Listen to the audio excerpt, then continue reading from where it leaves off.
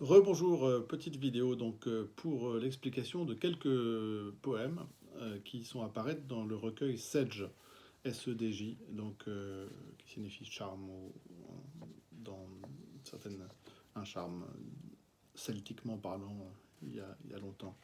Mais donc voilà, je me suis inspiré de tout un tas de formes en fait littéraires sur lesquelles j'ai travaillé et que j'ai transformé, que j'ai détourné, hein.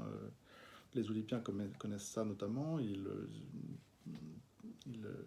reçoivent des formes, lisent des formes, les apprécient et puis les réinventent, les retransforment, etc.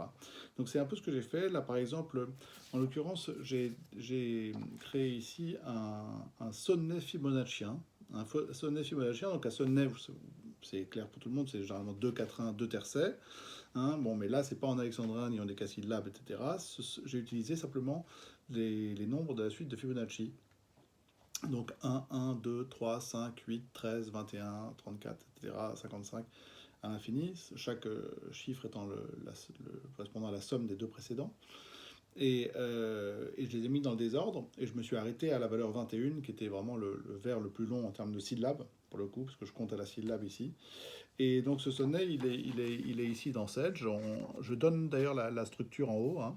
Donc vous avez 8, 5, 3, 13, 2, 1, 1, 21 sur le deuxième quatrain, 1, 2, 3 sur le premier tercet, 8, 13, 5 sur le dernier tercet. Et donc qui correspond au nombre de syllabes qui sont présentes.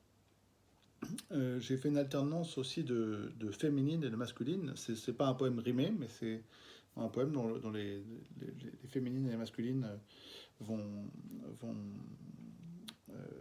il y a une alternance en fait qui correspond aux alternances, c'est-à-dire embrassées ou croisées ou plates, présentes traditionnellement dans le sonnet.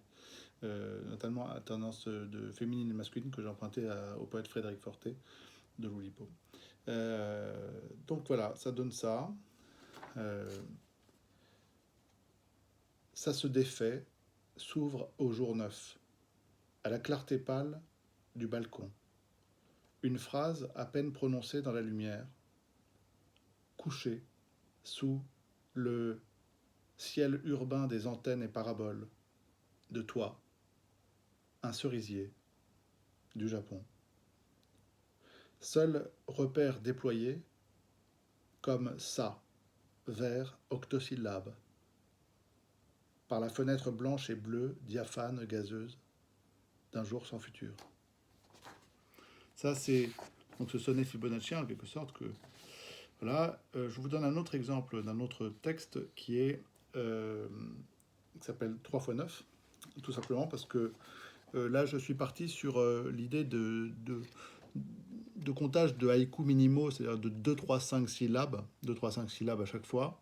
Et simplement, j'ai fait 3 donc, parties, 3 strophes de 9 vers. Donc 9 vers courts, fragmentés courts, 9 vers qui sont, qu'on pourrait appeler ça des énins, ou comme ça, au sens de énéa vers, et de 9 vers.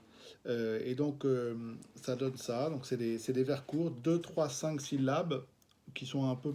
J'ai le droit qu'à ces valeurs, en quelque sorte, de 2, 3 ou 5 syllabes, comme des mini-haïkus, en quelque sorte, etc., mais qui sont filés, un peu comme dans le hog, dans le haïku lipien généralisé, mais autrement, et de façon un peu plus répétitive ici, et donc en 3 parties de 9 vers. Je vous lis. Retour en campagne, affalé, détruit, hagard, sans idée, absorbé par les cris d'oiseaux toujours invisibles. Je suis en construction, en chantier, enchanté, d'une œuvre ouverte au nombre, précis, archéologique. Je suis la fenêtre et le châssis, le bois d'un vieux cadre usé et la somme végétale aperçue. Voilà. Bonne journée.